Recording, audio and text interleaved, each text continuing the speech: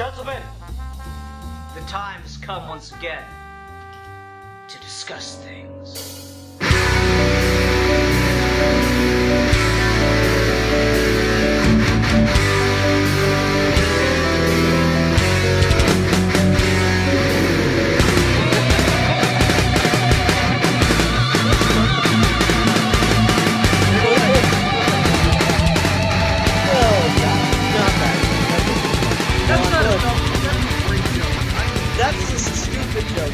Okay, guys.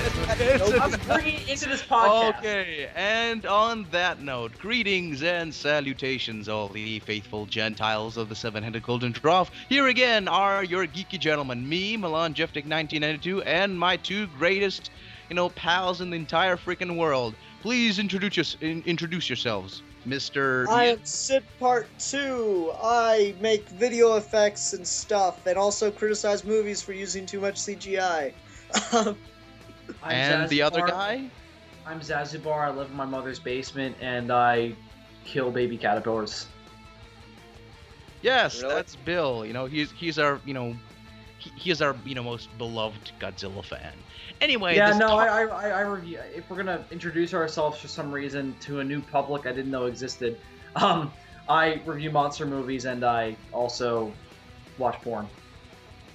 Everyone does that, but so that's not exactly special. But anyway, the topic today is comic book art more of a valid art form than gallery work? Let's who wants to start on this? I want to. I don't mind starting because, I'm going to agree with you in part, but I'm going to bring up some major criticisms to the art form very soon here. The biggest problem with this is I don't know how long we can possibly talk about this for. Well, I'm sure we'll devolve into talking about our favorite comic book artists and something like that, like which comic book artist and art style helps. Okay, well then, Milan, would it be okay to start with favorite traditional artists and then favorite comic book artists and then start comparing and getting into the topic? Oh, sure, that'd be fine. All right, Bill, any general thoughts just on the topic before we start doing that? I think they're doing different things, so I never thought to compare them, but they're obviously trying to do very different things. Abstract gallery art is trying to express ideas through or they're just trying to express a couple of ideas through their images. I think gallery art is a lot more up to interpretation than comic book art is. And comic book art is obviously you combine them in sequence to tell a story. I mean, you can get one panel that'll express an idea, but you're going to be missing something without the rest of the panels. Let's just this is my thoughts on the matter. Basically, comic book art is very much a popular art form, a populist art form. It's basically books but with images. And I'm going to bring up something Alan Moore said. Comic books they're just for everyone. Any kid can pick up a comic book and read anything that's in there. I mean, you can add in any sort of ideas you want in comic books. You can give a kid a comic book that explores life and death, and the political implications of genocide or something like that, or just you can explore. You can introduce complex ideas through comic books to the to the everyday public through comic books, and the same can be done with different artistic art styles and just different periods in art history. You can introduce that to the everyday public through comic books because everyone loves comic books, and it's a very wonderful art form. While with gallery work, it's really just set, and it's really seen in the eyes of the mainstream and then the average Joe on the street as the stuffy art. It's the stuff that you don't really.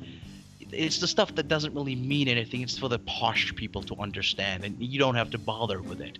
And stuff like different artistic movements like minimalism to the average Joe might seem like just hey, I can paint a stripe on a canvas, and this guy's selling it for billions of dollars. This is just bullshit.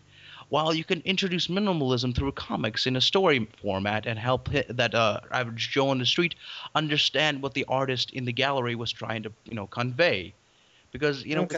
yeah.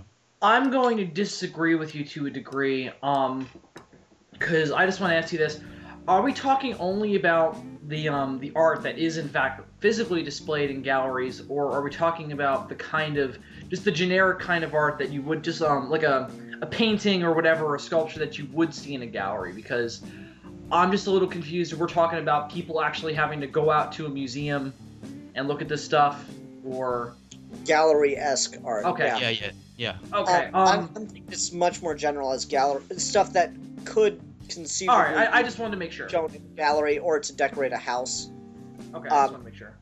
That being said, I think there's kind of an important problem with your argument here, Milan. If you're arguing that comic books are a more valid form of art, they're much less personal. You know, the artists of comic books rarely decide what they're painting them or what they're making themselves. It's all structured around a story. Mm-hmm. And also, it's a little, I don't want to use the word lazy, but that's just the first word that jumps to mind, because if we look at the old stuff, you know, don't get me wrong, I love me some Jack Kirby, but it's very simplistic because he had to get so much done in a day. And if we look at the modern stuff, it's much more complicated, but it's all very technical. It's a lot of copy and paste with Photoshop. The thing with comic book art is, I agree a lot more with Ian's point, is that, Bill, sorry. can I just real quick? I apologize. Because I'm almost done. So, like, with the older stuff, it's very simplistic, very quick, freehand stuff, which, don't get me wrong, I still love it. And the modern stuff, it's very based on technology and copy and pasting, which as someone that does a lot of that, I don't want to diminish at all. But with stuff you'd see in a gallery, it's all one person, or at least a very small group of collectives, working on this one piece for as long as they like in order to display it. Well, let me say this. Comic book art is not again, I said this when I said my generalized thoughts. It's not trying to simply just express an idea. It has to work in conjunction with a bunch of other pieces of art to tell a story. The wonderful thing about gallery art in particular is that the best of it, you can take one glance at it, look at it, analyze it, and you can generally make up your own story that fits that scenario.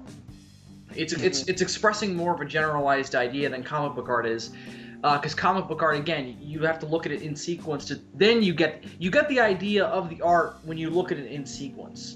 Again, there's nothing wrong with that. It's just different. So I don't think either one is more valid. Again, I just think that they're trying to do different things. I agreed on that to a point, but I think comic books have a greater potential to introduce different artistic movements in with story form in comic book art style. I think it's more of a populist way of doing it than to just like, hey guy, go to this art gallery and you don't know a thing about all these different artistic movements. Just check out all this stuff out, and the guy in the street might like see this and like, what, it's pretty picture, but I don't know anything about it. So what you're trying to say is that comic book art is more accessible. Exactly. In a way.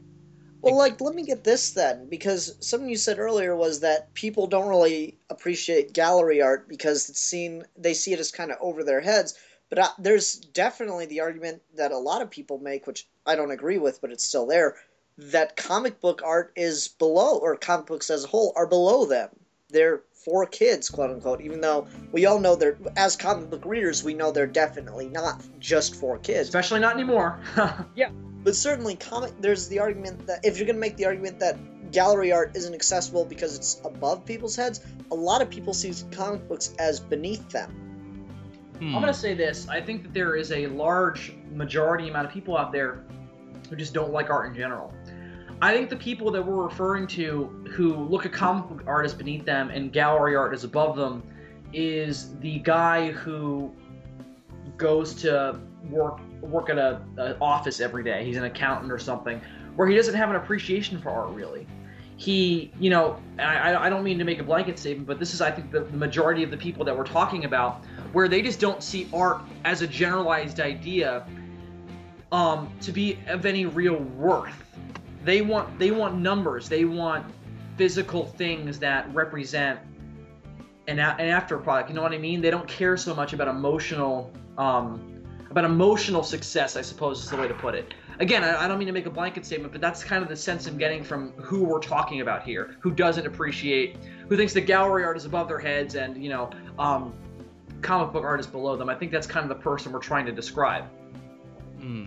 I'm more being more general. I'm not really trying to say this particular person, but the average kind of guy. Sure, you can have like the guy who wants numbers and nothing more, but there's also the same guy in the next cubicle who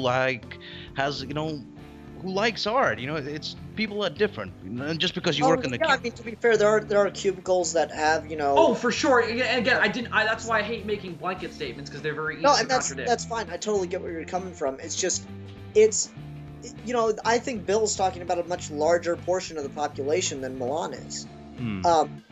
I hate to say it, but people. Well, no, I don't hate to say it because I think it. People are shit. And they don't appreciate genius. No, they don't appreciate genius. It's always been that way. Look at Van Gogh. Or Van Gogh. Depends on your language in which you pronounce it. Here we have a man who's considered today the best painter that has ever lived. And he didn't sell... Or no, he sold one painting in his entire lifetime for the equivalent of $14 to a friend's sister, I think the exact situation was, and she only bought it out of pity. She didn't even hang the thing. That's hilarious. It's ridiculous. People don't appreciate it, and I love some gallery art. Some of it I think is absolutely stunning. Me too. Don't get me wrong. Picasso's Guarma, brilliant. Absolutely. A lot of people say, "Oh, it's ugly." They don't understand that it's a criticism of nuclear war. It's mutation, and Cubism as itself, it's so weird and different. It's such a unique approach to, I'll draw this thing from every angle at the same time. Yeah. That is a brilliant idea. That is genius. Yes, I agree, and I'm not trying to belittle gallery work. I'm just saying that comic book art is more of a populist medium, and that different art movements and different art styles and elements of gallery work can be introduced to the everyday public through the populist medium of comic books. But I would also make the argument that you could go vice versa, that a lot of stuff that is used in comics can be put on a wall in a gallery, like Oh, definitely. Yeah. I went to what was it? The Metropolitan Museum of Art last year, and there was a whole section called Pop Art where they had a lot of comic book panels that were enlarged and put up on the gallery wall. Now, again, I think that when you look at that, it's going to be expressing different things. Because again, I think comic book art works better in sequence because the idea is expressed over a series of panels. One panel is not necessarily going to get across the idea that it is actually trying to. I think though, by the same token, I think you could still look at, say, the shot where Batman is carrying the dead Jason Todd in his arms and come up with a different. You can still take something from that without reading the book, but again, they're trying to do different things. Yeah, I think that's the problem with it is it's harder to introduce people to different kind of art mediums because you as an artist are confined by having to communicate a story. Maybe posters are a better way to describe it of these characters, but even then, you're confined that you have to stick to a general design of the character. Because, you can say, oh, here's a picture of Superman, but if you've got a guy standing on a building wearing, a black cape and stuff, it's not going to be, no one's going to look at that and go, oh, that's Superman. They're going to look at it and go, oh, that's a superhero. It's supposed to be Superman? What? They're going to criticize it in a different way in which they would. They're not going to look at the brush strokes or what have you. They're not going to look at the technical aspects or what the artist is doing. They're going to look at, wait, that doesn't make sense. That's not Superman. They're going to look at different parts of it. That's interesting. No? No, I'm not sure. Sorry if I'm coming off as like being, an idiot or something, but I'm not sure what exactly you're trying to make a point out of there. I'm sorry. I think people, Ian's trying to say that people, superheroes are more of a branded type of art form. I'm saying, let me try to define it in just a sentence that's not built off examples, so Socrates won't hate me. I feel as an artist with comic books, you're constrained by a certain character design that has to fit a story, whereas in gallery art, you're completely free to do whatever you want in the art form. All right, that makes sense. Right. Because well, if you're writing a Superman, sorry, go ahead. People criticize your comic book art differently than they will your gallery art, because your comic book art has to fit in a certain frame. Yeah, for sure. And I think the thing is there, if you are drawing a Superman book, I think you're kind of obligated to draw Superman. But if you do want to draw a superhero who doesn't look like Superman, then you just don't call him Superman. Yeah. And, yeah. I still get your point. I think I think it's valid. More artists who do comic books are doing it as a job than gallery artists, I think is an interesting way to put it. Yeah, I mean, to be fair, it's not like comic books are the go-to thing for artists. Okay, you can get so much more money drawing just random stuff for websites or businesses than you can from a comic, okay? People that are drawing comic books, the majority of them are doing it as a passion. Yes, right? yes, very much. Exactly. They're Then you can say that's an art style. taking- People are doing it for the passion, for the sheer artistic flair of the fact of like I Yeah, get to draw super. I agree. I'm not saying it's not art. I'm saying it's a different kind of art, and I can't necessarily say it's more valid just because it's populous as compared to gallery art. Yeah, but then by the same token, I also can't say that gallery art is more art than comic book art because they're doing completely different things. Exactly. I agree. Exactly. Before we, Well, thanks, folks, on this episode of Geeky. okay, On the I next think episode. okay, I want to say something about the pop art nature of comic books before we move on to our favorite artists or art styles. You see, I see comic books like the two giant comic book companies and all the little ones around it as like these two giant interconnected paper universes. I mean, if you think of it's like what if the universe makes tiny versions of itself in itself, kind of like a weird kind of osmosis. Well, I mean, technically it does because we have film. Exactly. Film is part of the universe as a physical being, and it's also the universe portraying itself. Yeah, exactly. Because But we are with comic books, it's a four-dimensional view of things. I mean, it's like when you look in the comic book universe and you open up a comic book, you're looking down into a window into this other world that we as gods have created. I mean, you can look at people's emotions, you can see them in any sort of portrayal you can imagine. You can see any sort of possibility that this particular character can go through. You can see the communist Superman, you can see Superman compromised by the government. You can see Superman as the Messiah figure. You can see any sort of possibility of this character. Super Jesus, yeah. But that's the thing. You can also read these characters' minds. You are the God sitting outside of their universe, looking at these people, looking at what they're thinking, and just watching their lives that we ourselves create, well, the writers create, for amusement. I think that it's weirdly godlike, and it's just I see the whole thing as just one giant 70+ year work of pop art. All right, well, let me ask you this: what did you think of Grant Morrison's run on Animal Man? I thought it was amazing. It was just it just. Oh, well, hold on. Let me explain. For those that don't know, I haven't read it, but I know enough about the premise to, I feel, talk about it somewhat intelligently. So, when Grant Morrison was writing Animal Man, there was this long-standing, mystery of some kind of all-powerful being messing with his universe. And at the end of that at the end of his run, Animal Man goes into a room and he meets Grant Morrison. Oh, so it's like Deadpool kills the Marvel Universe. Kinda, only serious. Yes. I want to in Grant Morrison's good book, Super Gods, he mentions about this. He talks about this. He sees basically that's where I got my idea of comic books being these separate internal paper universes from.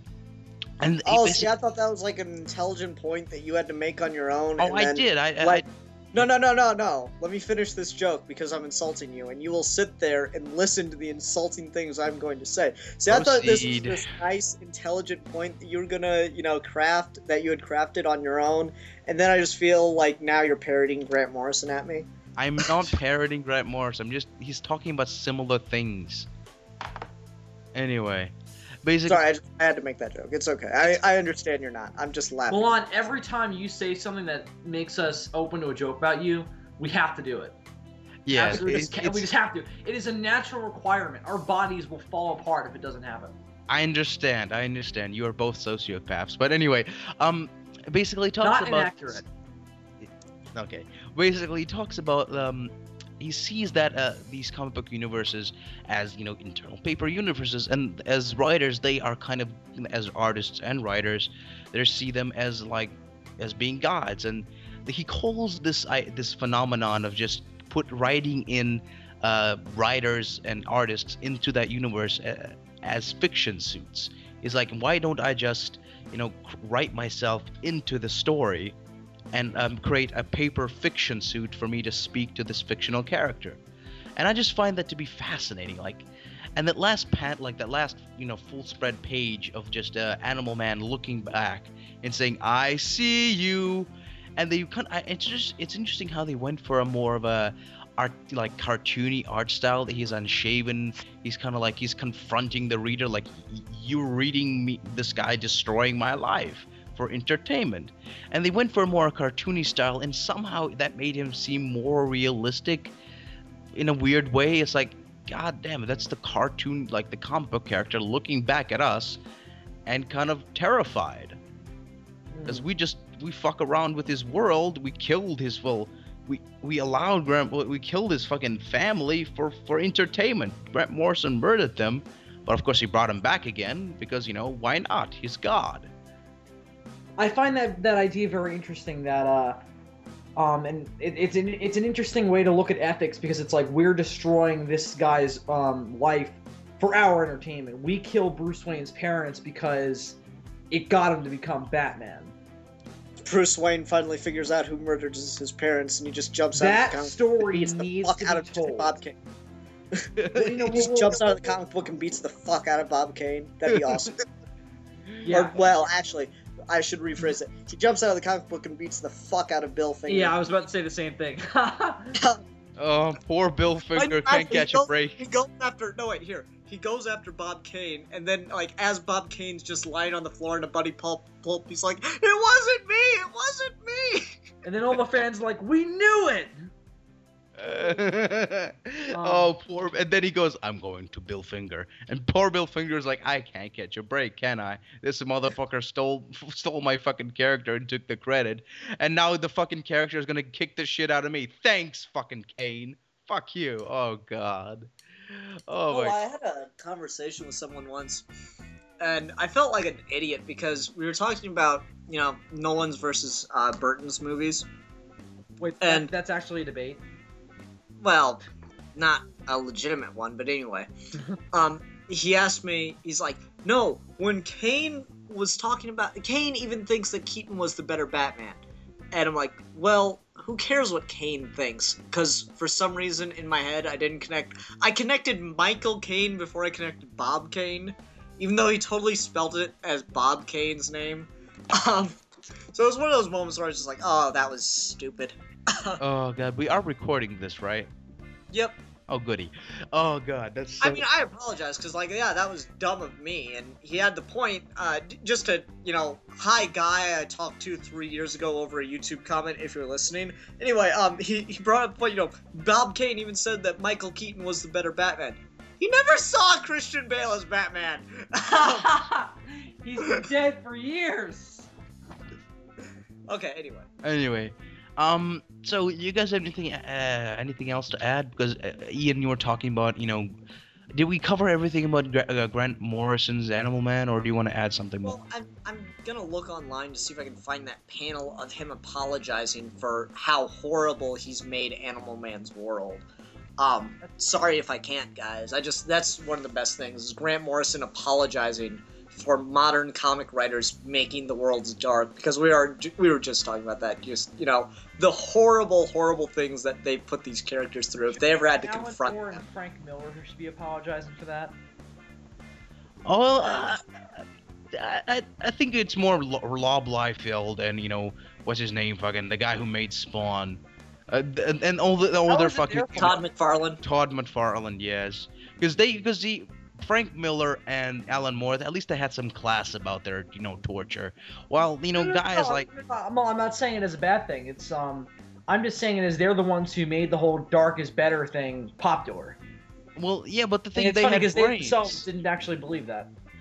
Yeah, they had brains about it, but you know, the lower class guys are like, you know, oh yeah, let's, you know, throw out the good writing and just add in the grimaces and the lines on people's faces. Guys, I keep telling you, the more blood is in your story or movie, the better it is. Why don't you understand that? And if I just like set an entire movie with one shot, just looking into a syringe that's filled with blood, is my movie automatically the best movie ever made? Yeah, it would. I mean, Kubrick can suck it, man. Yeah, totally, man. I mean, god damn it. Just dunk your camera in blood. Spielberg, Honda, Wells, pussies. No, we need to just have a movie where there are a bunch of teenagers hanging upside down naked on like an infinite rack, and there's just one guy with a machete and just keeps cutting off their heads and, you know, having blood orgies. That would be the greatest film ever made, because the more blood and the more violence and the more nudity and the more sex is on screen or on the page, the better the story is. My friend, you just described the entire film history of Serbia.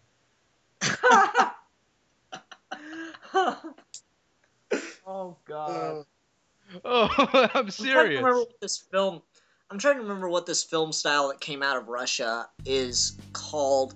Basically, the Russians, believe it or not, were very poor, and they couldn't afford many cameras, so, like, a lot of people had just been shooting stock for years, and it wasn't actually stock, it was their own footage, but then it got repossessed by the government as public property.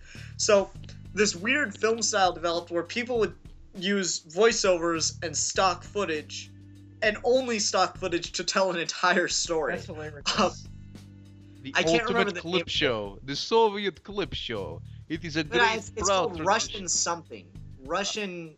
I can't remember it. Basically, there's this other really interesting, you know, Serbian film style, you know, school of thought called black filmmaking, which is basically be the most cynical, fucking cruel, unhappy cunt. Just tell that story of just like everything goes wrong, even after you're just like everything. Your child gets raped, you get raped, everyone gets raped, and after you're dead, your corpses get raped. Even everyone gets raped. It's not the fun kind of rape. It's the horrible kind of like. I didn't know there was a fun kind of rape. Thanks, Milan. The more you know. I'm kidding. Ian, that's our new meme. Can you have audio memes? I don't think you can have many audio memes. Sure you can. Oh, Why not? Oh god. Anyway, who's you guys Ian, Bill? I'm gonna start with Bill now. Bill, who's your favorite comic book artists, and what styles do you prefer most? Comic book artist. Oh boy, I really wish I would have thought about this beforehand. I'll throw out a couple. I do really enjoy the work of Jim Lee. I also really like Tim Sale's stuff. He almost made me buy Jeff Loeb's Hulk stuff. Or not all of it, because some of it was done by Ed McGuinness, but he did this one book called Hulk Gray. I know. Which actually showed the Gray Hulk turning into the Green Hulk, which they never showed that in comics. And I almost bought it because of Tim Sale drawing the Hulk, because that just sounded awesome. But I didn't, because I knew it was going to be shit, because Jeff Loeb can't write the Hulk if he was trying to write out of a paper bag. Hulk is Hulk. You don't understand. Hulk is Hulk. You don't understand. Jeff Loeb is building up to the greatest Hulk run ever, where eventually we shall get Rainbow Hulk. Oh god. I'm pretty sure that's actually happened before. Rainbow Hulk. fights for gay rights. I Okay, saw, guys. I saw that coming. I just didn't really know he was actually gonna go there. Dude, Wait, Milan, I'm not done. So go ahead. yeah, Jim Lee, Tim Sale, I really like. I know cliched nowadays, but I do really still enjoy Todd McFarlane's art. I think McFarlane's work with capes is fantastic. It's so damn stylized. Well, I also really like his Hulk stuff. His Hulk stuff is great too. Just, it's so damn stylized, and they tried to capture it in Spawn, and I wish people would try harder. Yes. Because god damn, that looks awesome. Yeah, Todd McFarlane is a horrible writer, like just shit. But his watch art. Spawn here, and duh. Yes, I know, but the art is just like, I just love the kind of that weird kind of fucked up, schizophrenic ugliness, and Marilyn Manson type of goblin shriek that he does, which is just awesome, and it comes like full force in Spawn. And it's just, I don't know, I like him when he works on like darker characters, because not to say I don't like his Spider-Man stuff, which is like fantastic. How he created that spaghetti webbing that everybody knows, like he created that before Todd McFarlane. He just shot like straight webs. He created the spaghetti webbing, that one that looks like a rope. That's awesome. But yeah, I really enjoy his Hulk stuff. Oh, the Hulk stuff is fucking awesome. But the thing, I'm gonna talk more about classic art, like classic comic book artist. His name, John Romita. John Romita has the most beautiful lines ever, and he has this awesome, like, whenever I ever think classic house style Marvel, I think it's John Romita, because I think when I think like sophisticated, hot, sexy, 60s, John Romita, because it has such a beautiful hipsterish, line. And I think if you're, if there's a bunch of hipsters, like good hipsters listening to this podcast, go check out the John Romita Spider-Man stuff, because it's just, I think it really will. If there's a bunch of hipsters listening to this podcast, just like all the geeky hipsters get together and listen to Geeky Gentlemen every week. Yeah. Basically, No, that's awesome, because they listened to us before it was cool. Yeah. But basically, Actually, hey, hold on, real quick.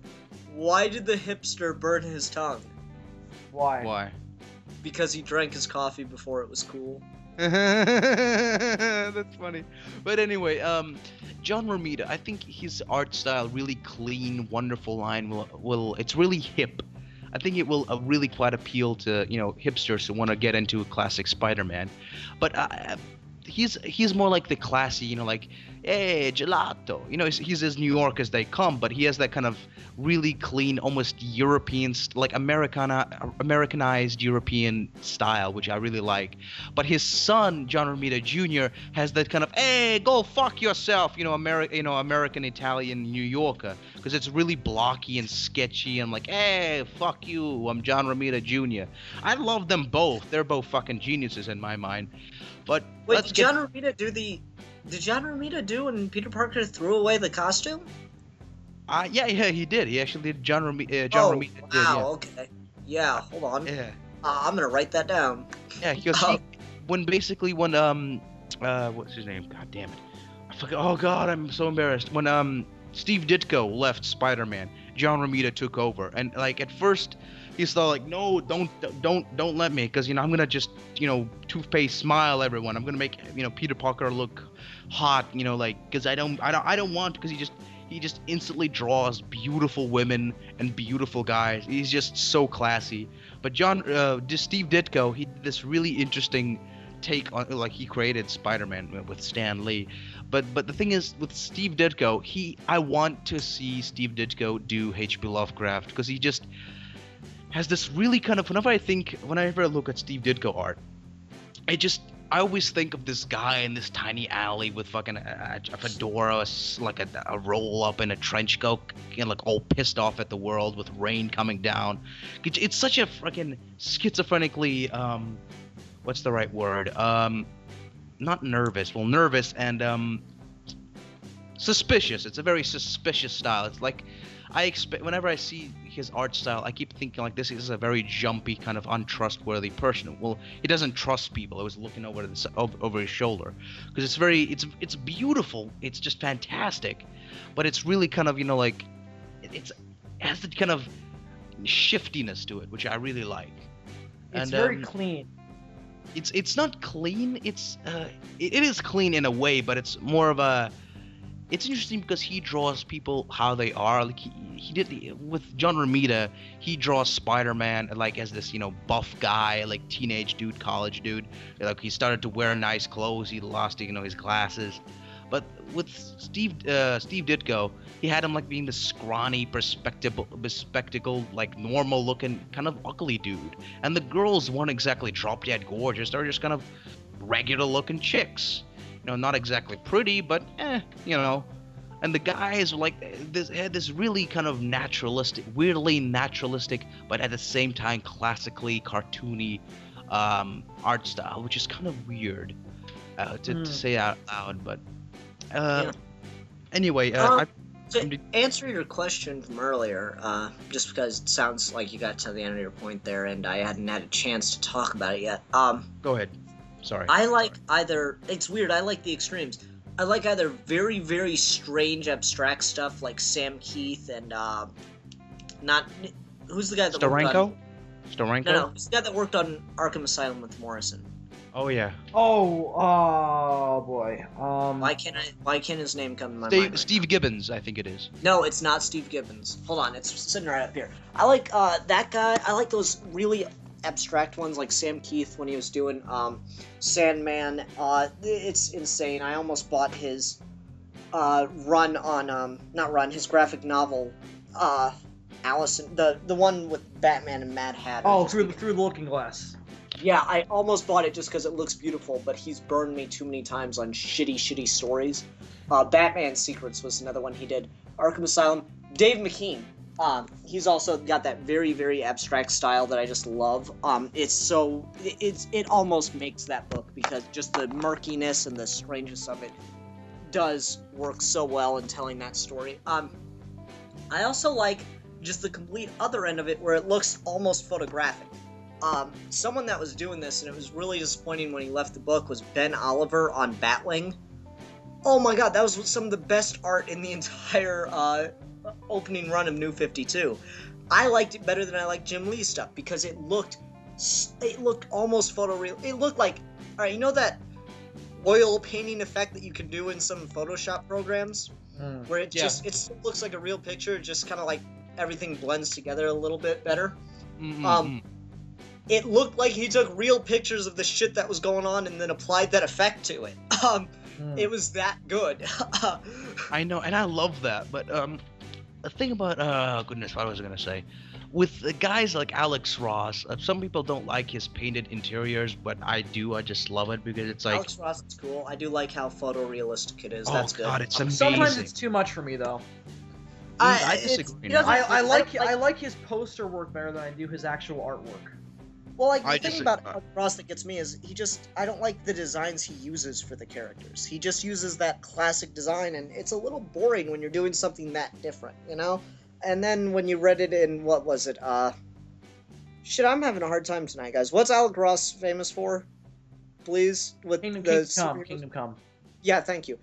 When he did it in Kingdom Come, like, the designs were different, but I didn't particularly care for them. So I don't know. I don't think he has the eye for a design, but I do love his style. It's obviously just jaw dropping. Oh yeah, it's fantastic. How incredible it is, but as far as book art, it's weird. I'm kind of on the I don't particularly care for sketchy stuff. There's a Riddler story I have, Run Riddler Run, and you can see the pencil lines, shading stuff, and I don't like that. Milan, I wanted to ask you this. Sorry, Ian, go ahead. I'm sorry. I'm almost done. Just the pencil style and the sketchy stuff, I don't particularly care for, which is weird because I like Jungle Book. I don't know, I'm all over this. It's weird. Then there's like kind of the obvious drawing kind of thing that happens in comics, and that's just okay for me for the most part. I don't like anime. I don't like, manga, whatever the particular word is for, anime style in comic books. Manga. It's lazy to me too much. Yeah, I don't like the size of the eyes. But Milan, let me ask you this. How do you feel about David Mazzucchelli? Oh, I think he left. Okay. Well, I'll talk about Mazzucchelli then. Um, I haven't read Daredevil Born Again, but I have read Batman Year One, and I really enjoy Mazzucchelli's art if there wasn't all this weird color stuff over it. Um, like he draws it and then he colors it and then he puts another layer of color over that, and it ruins the effect, in my opinion. Mm. Like I don't like the lighting of the scene where Jim Gordon and Bruce Wayne go over that bridge. Mm-hmm. I don't know. I don't really care for the lighting. It's like it's almost like too hard to look at the drawings. But that being said, I really like the grimy. That's where you kind of see that sketchy, kind of pencil-esque kind of art come to life, and I think that Mazzucchelli is one of the best at doing it. I don't know. I like that style depending on the story. Mm-hmm. You know what I'd like to see in comic books? That I think it'd be great for a one-shot. What if they got some the just best cosplayers that they found at a con, and did photographic like they got a story where you describe the frame for each thing in your script, right? Mm-hmm. And then you got some cosplayers together that just looked fantastic, and you did pictures of them and then photoshopped in the backgrounds. That's really interesting. That would look really cool. That'd be a fantastic one shot in my opinion. That'd be interesting. Yeah. So, what was the question you wanted to ask? Sorry, Mom, I had to open the door for my parent. Oh, don't worry about it. I just want to ask you how you felt about David Mazzucchelli.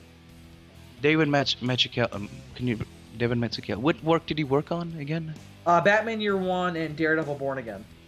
Oh God, dude, Year One, and his work has this really excellent, gritty city lifestyle to it, which I love, because reading Year One and Born Again, it took me back when I was living in Moscow as a kid. That kind of just sheer fucking grittiness to it. It had this kind of down, like the rats and the garbage and the homeless people.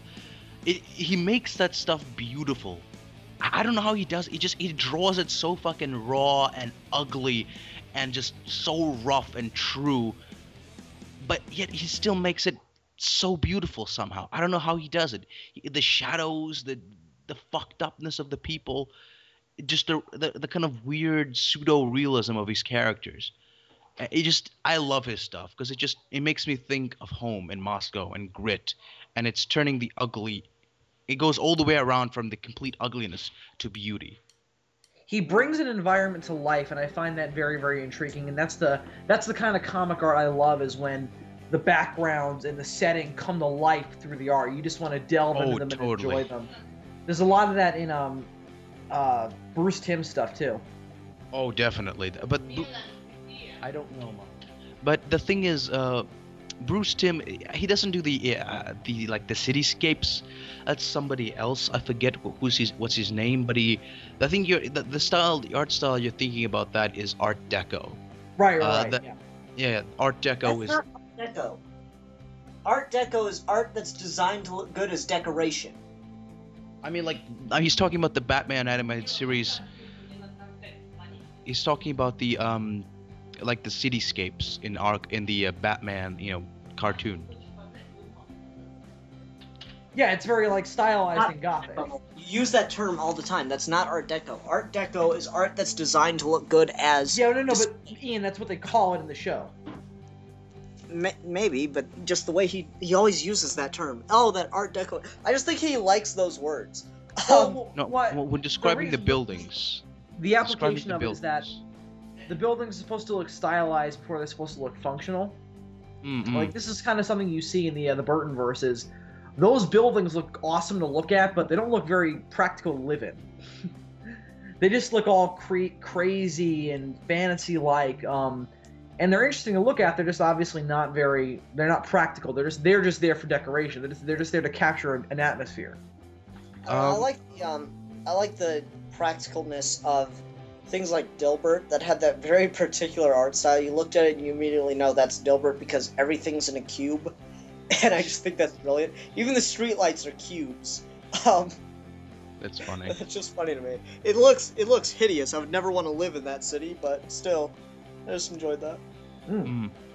One thing about Jim Lee. I know you like Jim Lee, but I like Jim Lee too, but only when he uses perspective, because the man doesn't know how to use perspective. He uses these really weird angles to tell the story. But it's like you see, there's no backgrounds too. He just has the shot from somebody's knee, looking with a tiny corner of the background.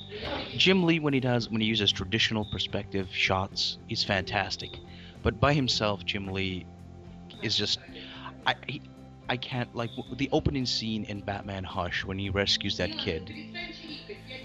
He can't basically. I don't know what's happening in the first panels of Batman Hush. Hmm. Fair It's enough. just it's such a Someone else- clusterfuck.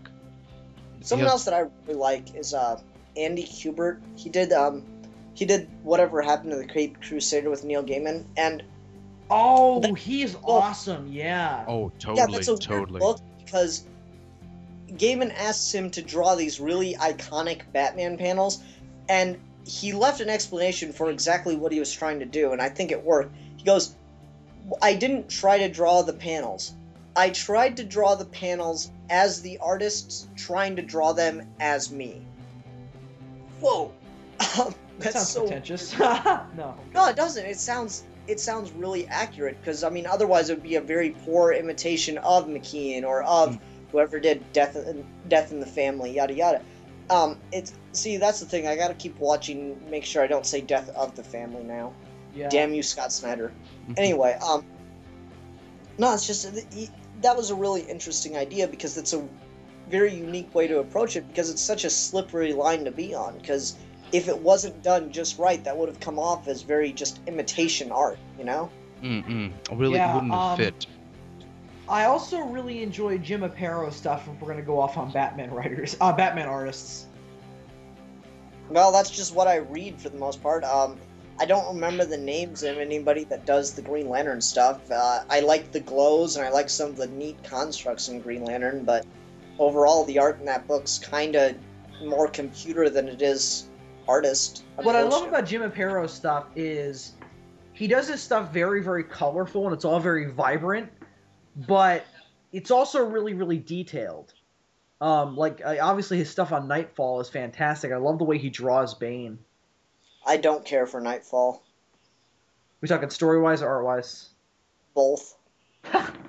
I like the art style, at least. I think the story's... I like the idea behind the story. It's just, there's a lot of shit that just shouldn't be there, and they just did it because it'd be cool. Oh, it's very, very busy. I'll agree with that. It's a very they try to get stories from everyone's perspective, and sometimes they don't know which artist to use in what story, and there's a weird contrast there, which I kind of it's odd. It's like, like you get like a serious story and they use like, a cartoony artist to tell that story. I guess they were trying to go for kind of an ironic feel, or they just got mixed up on who gets what story. It just kind of... I love the way he draws Croc, though. Yeah, I don't want to turn this into a review of Nightfall or anything. I didn't really care for Nightfall overall. I like Bane, I just don't like Nightfall, which is weird because that's his only good story. That doesn't make any sense, but okay. Well, no, it's just Bane is a character that, like, once he broke Batman's back, they had no idea what to do with him anymore. And then they just kind of were like, okay, well, let's have him marry Talia. That didn't work out. Let's have him fight Batman again? I don't know. They just didn't know what to do with him, and I don't like the way Nightfall's told. I like his character, I just don't like the way they treat him. He hasn't had a good comic story since Nightfall, and I don't care for Nightfall. But this isn't a review of Nightfall. His stuff in Batman the Dark Knight is embarrassing, too. Yeah. We've talked about comics. Let's talk about gallery art a little bit, then. So Bill can just say, I like the Scream, and then that'll be the extent of it. Yeah, that's all I'm going to say. I like the Scream. The Scream is cool. I like that oil painting kind of windy mute your style. microphone and close your damn door. Sorry about that. There is no door. It's in the living room. But anyway, I like... Goodness. And go on your Picasso. Milan, mute your microphone when you're not talking, please. Okay. I really much like Picasso. All right, but Bill, you go ahead. Just because. Me? Yep.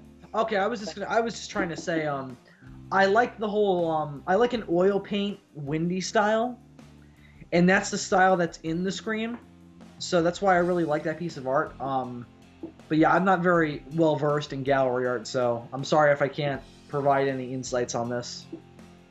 Fair enough. I just like the Scream because I have a tie of it. That's the only reason. No, I mean, really, do I need another?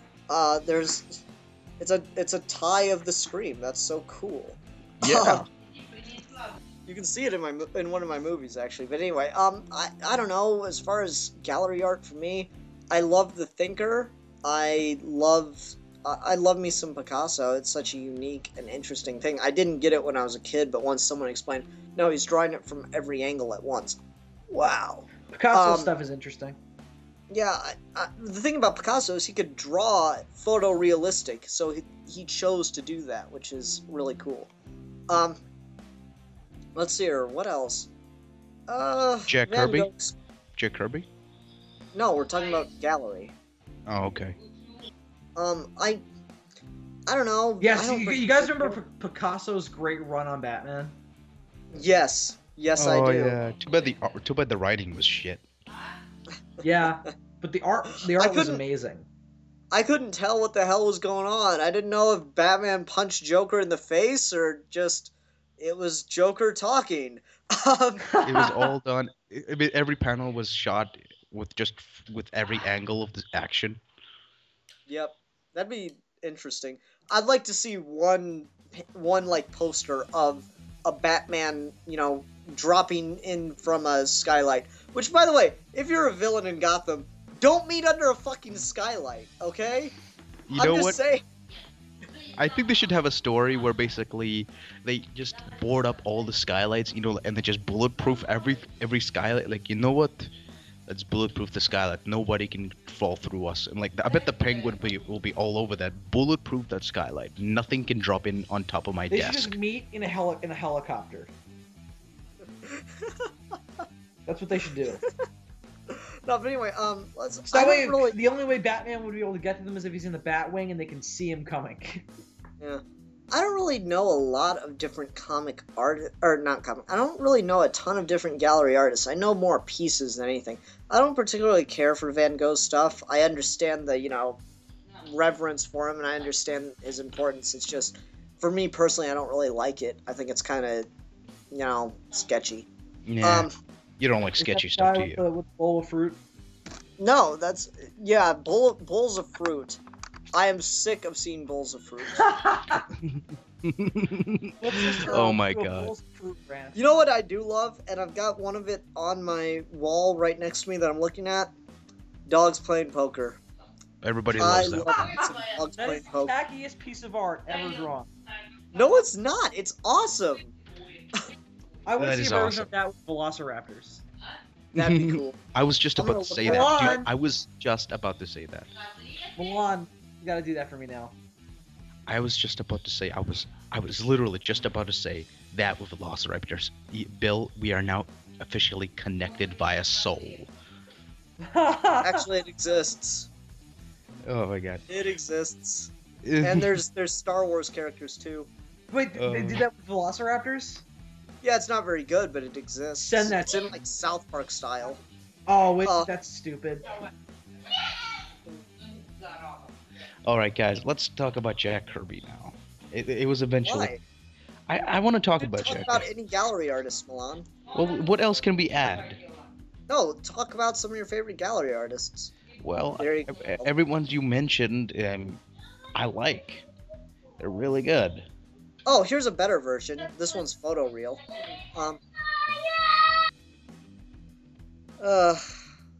He's got children over there. I don't know. Like I said, I enjoy gallery art. I think it's, like we said at the beginning, I think it's doing something completely different than comic book art.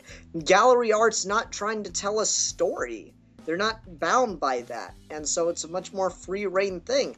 Yeah, comic book art is much more populous because you can give it to any kid and it's okay, but you don't want to give away gallery art to children, that could end horribly. Again, they're trying to do different things, and I think that the thing behind gallery art that I think is more appealing to that, what Milan was talking about earlier, that whole snooty upper class crowd, is that I think they might prefer to just be able to look at one piece of gallery art, make up their own story behind it, and take what the art is trying to get across, as opposed to sitting down for 2 hours and reading The Dark Knight Returns. You know what I mean? I'm not saying that as a criticism of either party. I'm just saying that I think that's kind of what's behind it. And I don't think that there should ever come a time where you force people to experience both. I think that people who can be taken seriously intellectually, I think they should experience both, then make up their minds. But because I'll just say I prefer comic book art myself, just because I'm a story guy. Well, let me ask you this then, Bill. How do you feel about art-only issues of comics? Like, when you're in the middle of a story. I think the last one that was really big that did this was the issue of Fantastic Four after Johnny Storm died. You know what I'm talking about? No. Like, not a word is in the comic. It's just all the characters dealing with things, and it's just drawings of them. Well, again, that's trying to express a story. Is it in sequence, or is it just one individual picture per character? Sequence. It's in a sequence of pages. There's not a word. I'm not saying that I'm not saying that there standard 22-page comic. It's just there's no words. Yeah, and I'm not saying that comic books have to have words to tell a story. I think that I prefer the sequence of panels telling a story.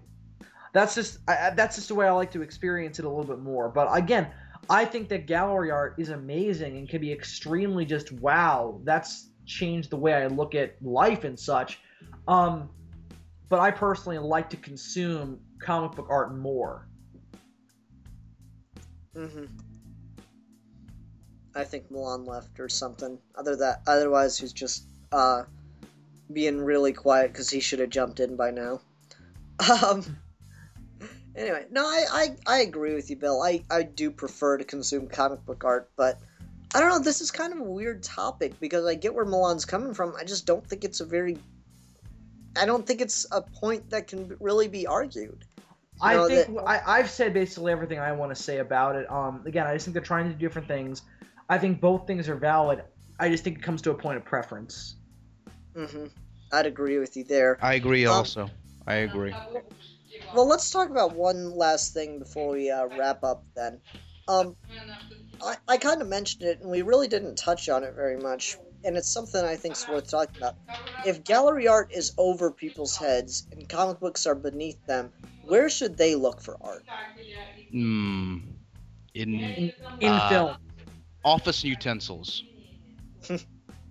Office utensils. I mean, I suppose that's what a rubber band ball is. Yeah, I think at that point they need to look for art in their everyday life. I suppose so. I think that's where that comes in, because again, the people that I was describing earlier are the people who like to keep themselves grounded. So I suppose to them, a statue made out of pencils is the highest form of art. I suppose so. Guys, what do you think of Jack Kirby? I think it's okay, but it's just he's an artist kind of held down from giving his best because of the way in which he had to express his stuff. Jack Kirby would take apart TVs to draw spaceship pieces, which was really cool, but it's all so rushed and sketchy because he had to get X number of pages out a day. How many comic books did Jack Kirby end up drawing that were all coming out the same day? He was able to draw 4 or 5 pages a day for three comic books at the same time. That's insane. And I still really, I never would have known that because I do really, really enjoy his stuff. I mean, I like it. It's just you can tell it's rushed. Me neither. The thing with Jack Kirby's art style, I'm just gonna go on a diatribe, but for us comic book artists, or at least us wannabe comic book artists. With big words. No, but this is Jack Kirby. See, with him, it's for us, he is like a god because just the amount of work he was able to put out and the amount of artistry he was able to squeeze into the limited time that he had. And it's interesting that he developed this really quick freehand style, or like late in his career, well, in his peak when he was working on the Fourth World. Basically, it was just this amazing kind of from the gut, almost Hebraic, Old Testament, cosmic, space opera style, which is basically, with the god machines. That's, in the middle of his, peak. That's where that stuff came in, especially with the. Well, you saw like hints of it in the Fantastic Four, but in the Fourth World, he really went like completely nuts, and he was able And let to. me ask you this: when he was doing the Fourth World, how many books was he doing a day? Christ, like 1,000. I don't know. I'm gonna be willing to bet it was fewer than he was doing at the peak of his career. Yeah, definitely. Because at the he wasn't able. They only gave him like 4 like pages, like one issue, like no 3 issues or 4 issues to finish up the Fourth World, but because he wasn't selling well, and he basically he delivered. But his eye and hand coordination, was starting to deteriorate because he gotten older, and so he developed this kind of weird, kind of almost what's the right word? Simplistic, not simplistic. Natural. God, what's the right word? I'm gonna call it naturalistically simplistic style, which is basically a minimalistic style. It's interesting that people say say that looks kind of ugly and kind of potatoey. I'd have to disagree because it looks at the very end and when everything goes to shit, like story wise, like the whole world's ending. It's the art style kind of weirdly mimics that and I think Grant Morrison added that in his Final Crisis one, where even the art starts to decay.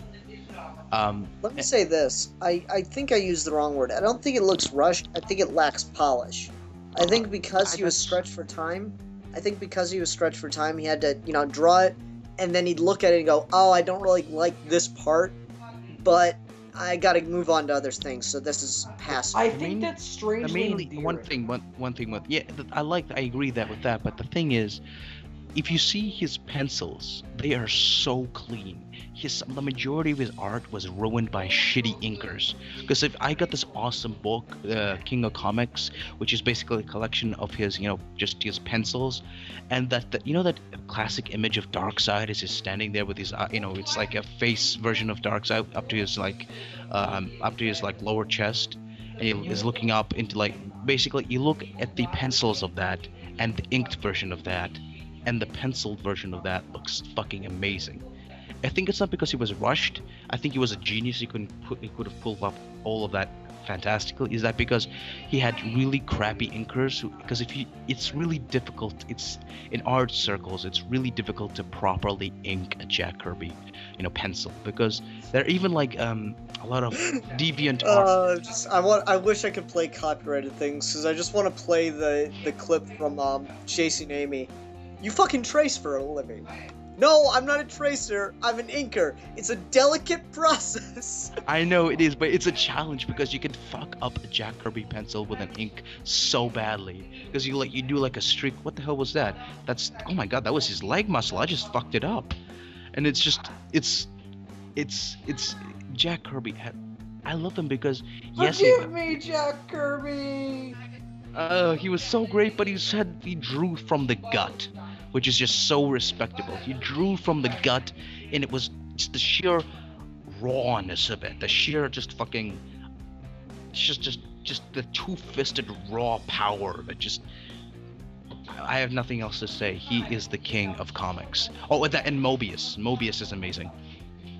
I don't particularly care for Kirby stuff. It was good for its time. I think it really is diminished by a modern context. Disagree completely. I disagree.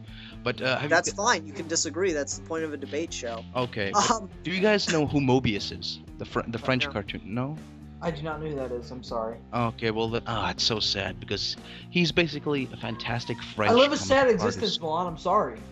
No, I mean I know, but he's the guy who developed, worked on movies such as Alien, The Fifth Element, and all these. Yeah, Alien with Geiger, he developed the spaceship scenes and the more like the landscapes, while Geiger worked on the See, you alien should just be designs. glad that I didn't make a Sonic joke when you asked about Mobius. Hmm.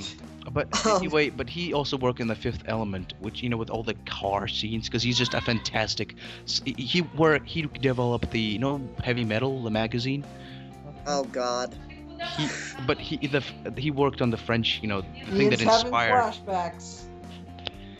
Dude, heavy metal is one of the prettiest things ever, and it is so shockingly bad. I know, but basically he worked on the French, Like, dude, I'm pretty sure that heavy metal was written by a 13-year-old sitting on another 13-year-old's shoulders wearing an overcoat to a comic company. Oh god, yeah, but basically he wrote the French heavy metal, which inspired the shitty American one. But the art in that is just, I gotta show you some stuff after the show because it's just fucking breathtaking. There's no other words for it. Ian, I think you might really like this guy because he's like the exact opposite of Kirby, which is rushed and from the gut and raw. This guy is just, he goes insane with the detail, and he just these amazing, incredibly like science fiction surrealist pieces that just are breathtaking. But that's about all I have to say about Mobius, since you guys don't know him. Yeah, that actually brings up something I like. I kind of want to talk about real quick, just in art in general, that you see both in gallery and in comic book medium. I as someone that loves realistic, photo real art, I think that unless you're drawing an actual person, I don't think it's really art. I don't think it's the same level of art, let me say, as when you're just drawing from a picture. I know. When you're drawing a picture by looking at it. Yeah. It's one thing if it's an actual person and you're using it to get details, but to me, if you cannot draw your character in super realistic positions without having a photo of them, that bugs me. Because I don't know, that just irks me a little bit. Really? Yeah, if you can't draw them without having a photo to reference, is it really much more than you just Well, are you saying redrawing they the just photo? copy the same position, or they just look at that to say, okay, that's how his nose looks?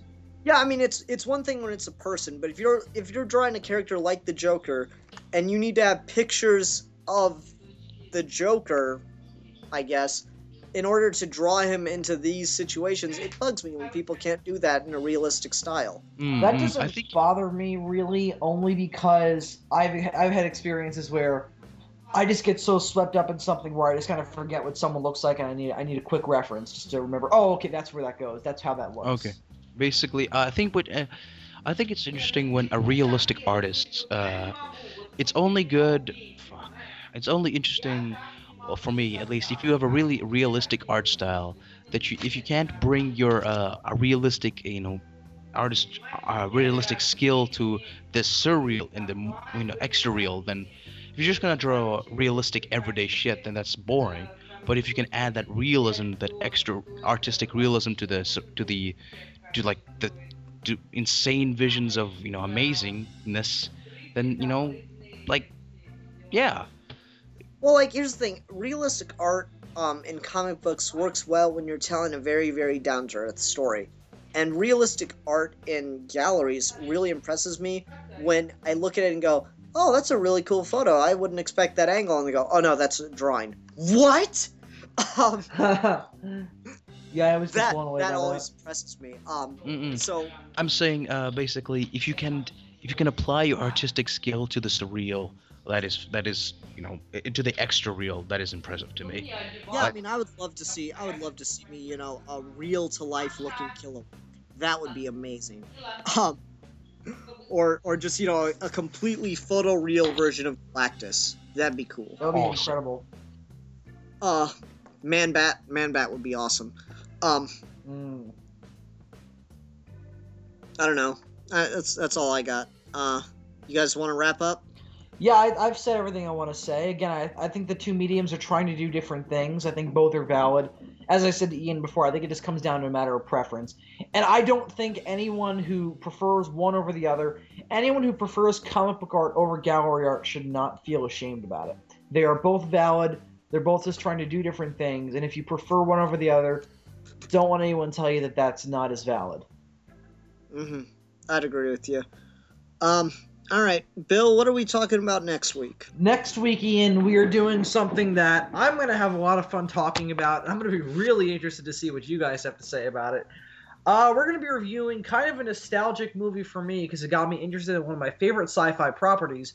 We're going to be taking a look at the animated prequel to the game Dead Space Downfall. Okay. Until next time, we're Geeky Gentlemen, and we'll be discussing things. See you next time.